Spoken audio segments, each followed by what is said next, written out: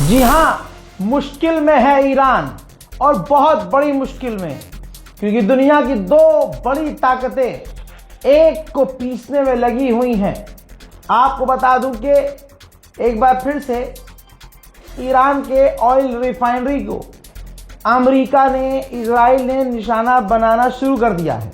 अभी कल का ही हमला ईरान झेल कर संभला था कि एक बार फिर से ईरान के ऑयल रिजर्व पर और टैंकरों पर और ऑयल फैक्ट्रीज पर, जहां पर ऑयल रिफाइनरी है, वहां पर तबाही मचा दी है इजराइल ने। कुछ मंजर और हैं, बिल्कुल लाइव देख लीजिए।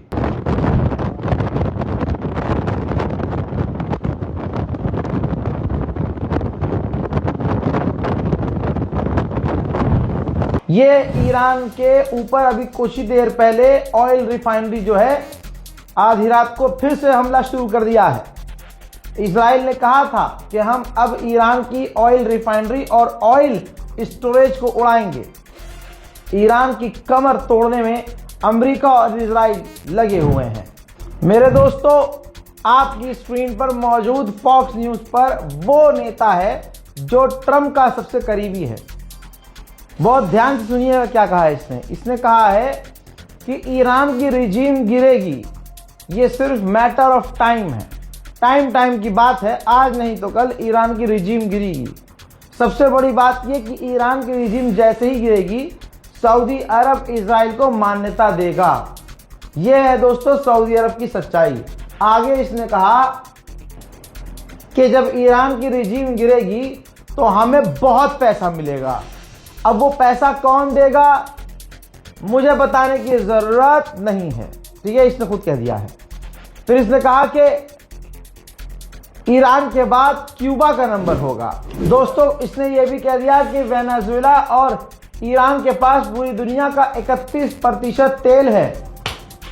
आ गई बात बिल्कुल पॉइंट पर, आ गया मामला तेल पर। असली वजह ईरान पर हमला करने की, ये नौटंकी करने की सिर्फ यही है जो हिजाब, ईरान की लड़कियों की आज़ादी। दोस्तों, सब ड्रामा था। अमेरिका के नेता ने कह दिया है कि ईरान के पास अंधा तेल है और वो सब हम हासिल कर लेंगे, पार्टनरशिप करेंगे। जैसे हम आज वेनेजुएला के साथ कर रहे हैं, वैसा हम ईरान के साथ करेंगे। अब सुनिए डोनाल्ड ट्रंप ने क्या कहा है। कहा है कि ईरान हम पर हमला करने वाला था, पूरे मिडिल ईस्ट पर वो हमला करता और कब्जा कर लेता। ये बात डोनाल्ड ट्रंप की कोई मान नहीं रहा है, लेकिन उसने कहा है। डोनाल्ड ट्रंप ने यह भी कहा है कि मेरे अप्रूवल के बिना अगर उन्होंने सुप्रीम लीडर चुन भी लिया, वो ज्यादा लंबे समय तक सुप्रीम लीडर नहीं रह सकता। यानी अगला जो भी सुप्रीम लीडर होगा, अमेरिका उसे सीधा मार देगा। मैंने 5 दिन पहले ही कह दिया था कि ईरान को गाजा बनाया जाएगा, गाजा के स्टाइल में। लीजिए, अमेरिका कह रहा है कि ईरान के जो लड़ाके हैं वो अस्पतालों में और स्कूलों में अपने हथियार छुपा रहे हैं। वाह भाई वाह, सेम वही नीति जैसे गाजा के अंदर फिलिस्तीनी लड़ाकों को खत्म किया, अमेरिकियों का मुंह तोड़ने वालों को कुछ यूं तबाह किया कि वहां पर उसने ये बोला कि भाई इस स्कूल में हमास के आतंकी छुपे थे, और वहां उसने बमबारी कर डाली, पूरा स्कूल तबाह हो गया। अब सच्चाई क्या सामने आई कि भाई वहां सिविलियंस थे। यही खेल ईरान में शुरू कर दिया इसने। अब स्कूलों पर और बड़े हमले करेगा, वहां हॉस्पिटल पर हमले करेगा, जहां हमले करेगा सिविलियंस को मारेगा। बाद में कह देगा कि आतंकवादियों ने वहां हथियार छुपाए थे, हॉस्पिटल में हथियार छुपाए थे, स्कूलों के अंदर आतंकी संगठन छुपे हुए थे। अब ईरान में और खतरा बढ़ गया है, क्योंकि अमेरिका अपने घिनौने रूप में आ चुका है। उधर अमेरिका के सेंटोम ने ईरान के लोगों को वार्न किया है कि आप लोग अपने अपने घरों में रहिए, अमेरिका अपनी जनता का इस्तेमाल कर रहा है हम पर हमला करने के लिए, और हम जवाबी कार्रवाई करेंगे। दोस्तों, अमेरिकी ऑफिशियल ने अब खुलकर कह दिया है कि अरब देश ईरान पर भड़के हुए हैं और आने वाले कुछ ही दिनों में ईरान के खिलाफ वो बड़ा एक्शन लेने वाले हैं। दोस्तों, अरब देशों को अमेरिका और इजराइल पूरी कोशिश करके भड़काकर जंग में उतारने वाले हैं। और लिख लीजिए कि अरब देश जैसे ही जंग में कूदेगा, इजराइल और अमेरिका पीछे हो जाएंगे। अमेरिकी ऑफिशियल्स ने, बहुत सारे ऑफिशियल्स ने लगातार जीत का ऐलान करना शुरू कर दिया है। जैसे कि डोनाल्ड ट्रंप ने सबको आदेश दिया हो कि जीत का ऐलान करो। अब अमेरिकी दूसरे ऑफिशियल ने कहा मीडिया पर कि हमने रशिया को वार्न किया है कि आप ईरान की मदद करना बंद करो, लेकिन उनका फायदा कुछ नहीं हो रहा है। वो मदद कर भी रहे हैं, तब भी हम जीत रहे हैं। ईरान के नेशनल सिक्योरिटी काउंसिल के हेड, जो इस वक्त ईरान के सबसे पावरफुल आदमी हैं खामनाई के बाद, उन्होंने कहा है कि जितने भी हमारे लीडरशिप है, जितने भी हमारे छोटे बड़े ऑफिशियल्स हैं, सबका एक सुर में मानना यह है कि हमें इजराइल से जंग लड़नी ही होगी। सुनिए, सऊदी अरब ने यह वीडियो जारी किया है जिसमें वो दिखा रहा है कि हमने ईरान के दर्जनों ड्रोन और मिसाइल्स को रोका है।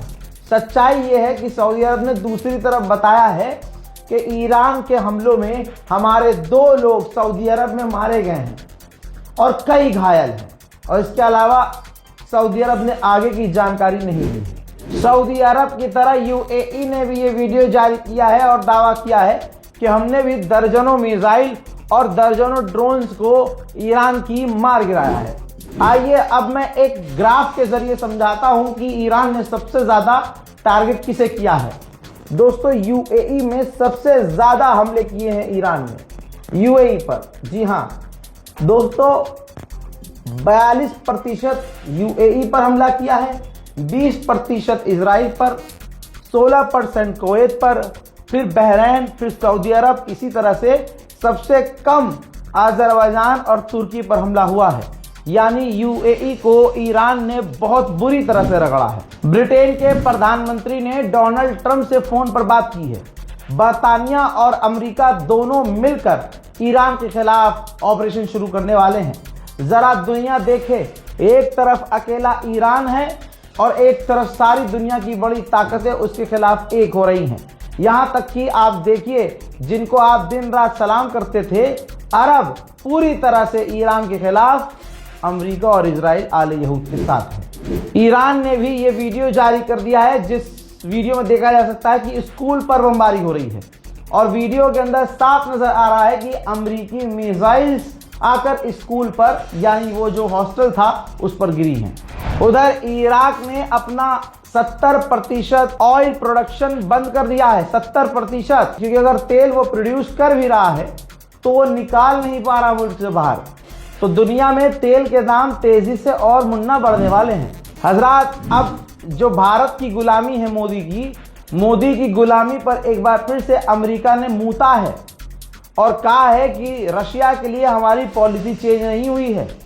और इस वीडियो के अंदर अमेरिकी ट्रंप का ऑफिशियल कह रहा है कि हमने भारत को लंबे समय के लिए परमिशन नहीं दी है, हमने बस छोटे से समय के लिए बहुत कम तेल लेने के लिए रूस से परमिशन दी है।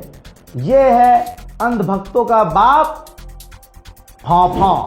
फ्रांस के राष्ट्रपति इमैनुअल मैक्रोन ने कतर के अमीर से फोन पर बात करके ईरान के हमलों की निंदा की है। फिर से अमेरिकी ऑफिशियल्स की जो रिपोर्ट आई है उसमें बताया गया है कि डोनाल्ड ट्रंप को पता ही नहीं है कि इस जंग के बाद क्या करना है। हजरात मोहतरम, ईरान के हमलों का असर कुछ यूं हुआ है कि दुनिया में जहां सबसे ज्यादा रियल एस्टेट का काम होता था, दुबई, भाई वहां घरों के दाम बिल्कुल घट चुके हैं। आप समझ नहीं पा रहे हैं कि ईरान में अमेरिका क्या कर रहा है। ईरान का अब तक का सबसे बड़ा नुकसान, भाई पूरा ईरान खतरे में पड़ गया है। ऐसा हमला कर रहा है ईरान के ऊपर अमेरिका, खासकर ऑयल रिफाइनरीज पर, कि जो गैस पाइपलाइन है और जो तेल की पाइपलाइन दोनों तरफ बिछी हुई है सड़कों के किनारे, भाई उस पाइपलाइन में भी धमाका हो गया, सड़कों के दोनों तरफ आग लग गई है। अल्लाह खैर करे। देखिए,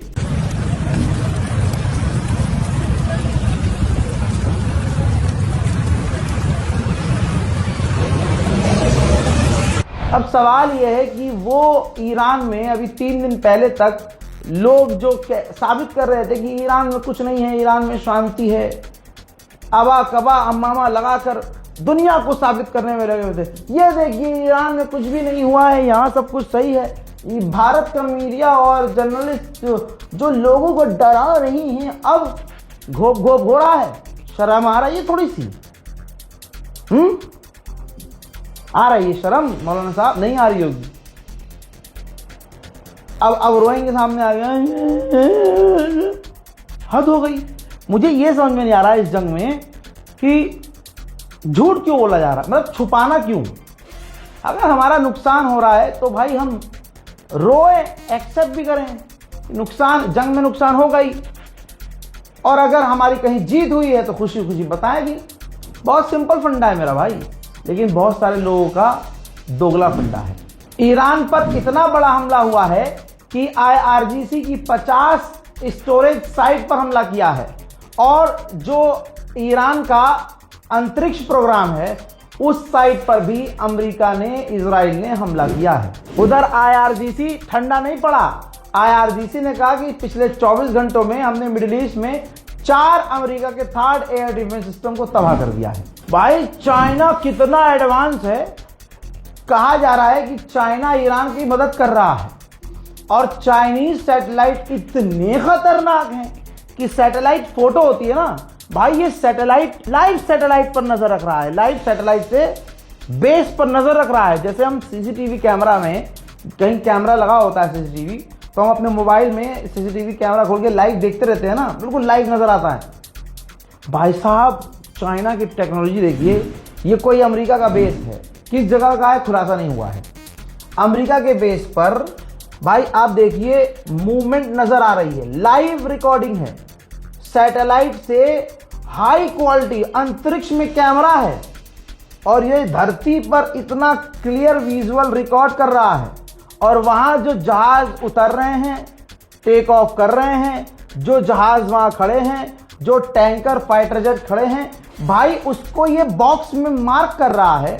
सिर्फ बॉक्स में मार्क नहीं कर रहा है, जो मूवमेंट हो रही है उस बॉक्स के अंदर आप देख सकते हैं कि उसको ट्रैक कर रहा है कि हाँ भाई ये कोई चीज है, ये आगे पीछे हो रही है, उड़ रही है, लैंड कर रही है। ये चाइना की टेक्नोलॉजी आप देखिए। ईरान में अब वो वक्त आ गया है कि ईरान की औरतों ने अपने मुल्क के दिफा के लिए, अपनी जमीन के लिए, अपने वतन के लिए हथियार उठा लिया है। अब जो ये प्रदर्शन हो रहा था, अब वहां की महिलाओं तक ने कफन पहन लिया है। अल्लाह अकबर, अल्लाह ईरान की मदद करे। दोस्तों ईरान के लोगों ने कफन पहन लिया है और हथियार उठा लिया है।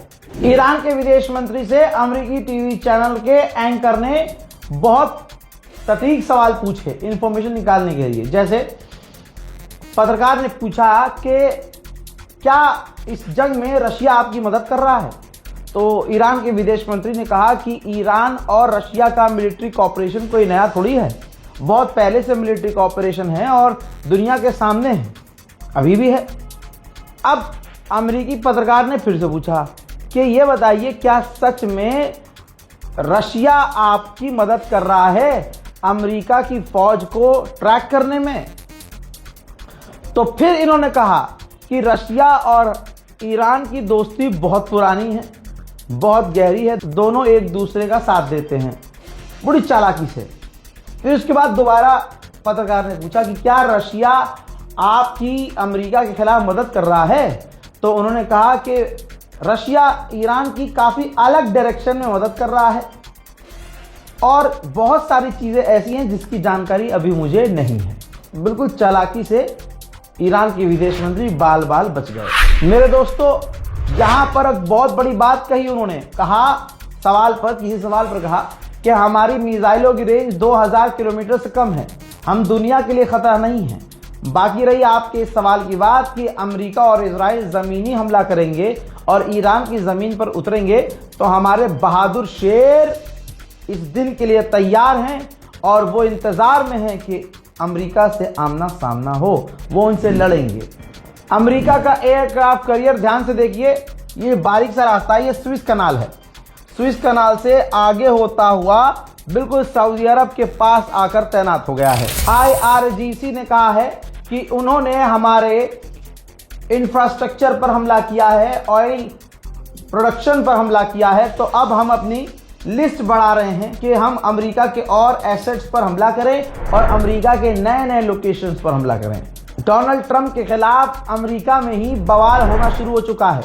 अमेरिका के अंदर एक सेनेटर ने पार्लियामेंट में खड़े होकर कहा कि अमेरिका और इजराइल ने, ट्रंप की गवर्नमेंट ने किसी राष्ट्रपति प्रधानमंत्री को नहीं मारा, वहां के एक रिलीजियस लीडर को मारा, और अब वो आदमी पूरी दुनिया में शहीद कहला रहा है और हमारा बिलियंस ऑफ डॉलर रोज का खर्चा हो रहा है। और ये जंग किसके लिए है किसी को नहीं पता, और अमेरिका का यानी हमारा लगातार नुकसान हो रहा है। हज़रात मोहतरम, 9 मार्च कल का दिन याद रखिएगा, दोपहर 1 बजे ईरान, दिल्ली में ईरान की एम्बेसी में हमने जाना है। जाने के बाद वहाँ कॉन्डोलेंस बुक है जिसमें हम अपना शोक व्यक्त कर सकते हैं। अलाने फलाने शोक व्यक्त करें ना करें, लेकिन हमें शोक व्यक्त करना है। हालांकि भारत की तरफ से, हमारे भारत माता की तरफ से, मोदी जी की तरफ से, गवर्नमेंट की तरफ से जनाब मिस्री पहुंचे थे और उन्होंने भी कॉन्डोलेंस बुक में भारत की तरफ से आयतुल्लाह सैयद अली खामनाई की शहादत पर शोक व्यक्त किया था और लिखित में दुख दर्ज करके आए थे। तो भाई, जब जिस गवर्नमेंट से आप नाराज रहते हो उस गवर्नमेंट ने भी जैसे तैसे कॉन्डोलेंस बुक में जाके अपना दुख दर्ज किया, तो दिल्ली का मुसलमान चुप क्यों है भाई? बहाना होगा आपके पास, अरे रोजे में कहाँ जाएं, अरे यार रजा भाई यार काम था मुझे यार, वहां जाना था यार। अल्लाह अकबर। अरे भाई, फिर ये जो ऑनलाइन आप दुख जता रहे हो, मतलब ऑनलाइन ही मोहब्बत है? इस्लाम की ये इतनी बड़ी जंग अपनी आंखों से देख रहे हैं और ऐसे में ईरान का सबसे बड़ा शेर शहीद कर दिया गया, बल्कि यूं कहूं कि हम सबके लिए जो आइकन था उसको कत्ल कर दिया धोखे से। और हम बात कर रहे हैं ऑनलाइन बड़ी बड़ी, हम जा नहीं रहे हैं। जो ये दिल्ली में नहीं रहते उनकी तो कोई बात नहीं, लेकिन दिल्ली में मैं मानता हूं जो दिल्ली के मुसलमान हैं वो इतने पत्थर दिल नहीं हैं कि वो 1 घंटा निकाल कर ईरान एम्बेसी ना पहुंच सकें, लेकिन नहीं पहुंच रहे। 2 दिन निकल चुका है, कल आखिरी दिन है। मेरी मुलाकात इंशाल्लाह 1 बजे दोपहर में आप लोगों से वहीं होगी। वहीं हम साथ में इंशाल्लाह कॉन्डोलेंस बुक में अपना दुख व्यक्त करेंगे और ईरान के लोगों को वहां यकीन दिलाएंगे कि हम भारत के मुसलमान आपके साथ हैं इस दुख में। फिलहाल के लिए इस रिपोर्ट में इतना ही। जय हिंद।